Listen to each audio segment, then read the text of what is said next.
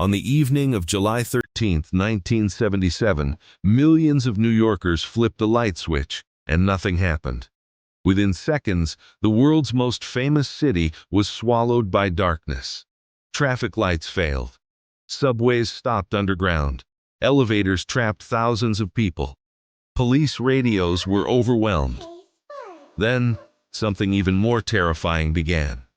Across the city, stores were looted, buildings burned, and chaos spread through the streets. One power failure turned New York into a city fighting for survival. But how could one of the most powerful cities on Earth collapse in a single night? This is the incredible story of the day New York went dark. The summer of 1977 was already one of the darkest periods in New York City's history. Crime was at record highs. The city was struggling with a severe financial crisis. Thousands of police officers had recently been laid off. Residents were living in fear because the mysterious Son of Sam serial killer was still on the loose. Tension filled the streets. Then nature delivered the final blow.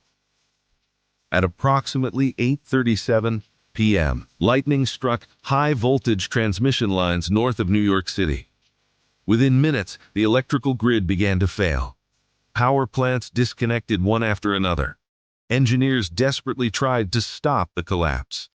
They couldn't. The city goes black at 9:36 p.m. Nearly all of New York City lost electricity. More than 8 million people were suddenly left in complete darkness. Subway trains stopped inside tunnels. Air conditioners shut down during one of the hottest weeks of the year. Hospitals switched to emergency generators. Thousands became trapped inside elevators. The famous skyline that never sleeps simply disappeared.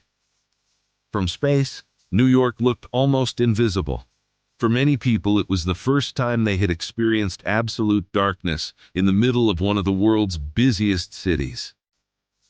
But the real nightmare was only beginning. A night of chaos. As the hours passed, police received thousands of emergency calls. Crowds gathered outside stores. Soon, windows were smashed. Looting spread across neighborhoods including Brooklyn, the Bronx, and Harlem. More than 1,600 stores were damaged or looted. Over 1,000 fires were reported. Police officers struggled to respond because communication systems were overloaded. More than 3,000 people were eventually arrested, one of the largest mass arrest events in New York history. By sunrise, entire blocks looked like disaster zones. The blackout had exposed how quickly fear and frustration could turn into chaos. Why did it happen? Investigators later concluded that the disaster wasn't caused by a single lightning strike alone. A series of equipment failures, overloaded power lines, and communication problems allowed a local problem to grow into a citywide blackout. The event revealed serious weaknesses in New York's electrical infrastructure.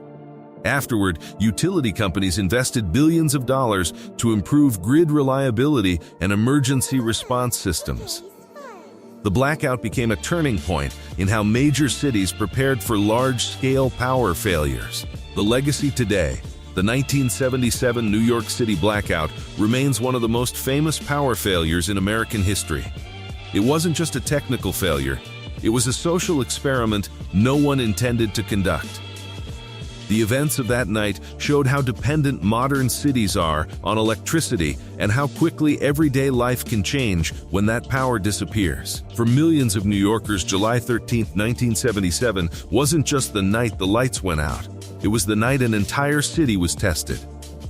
Outro: imagine if this happened today. No internet, no cell phone service, no GPS, no ATMs. How would your city survive?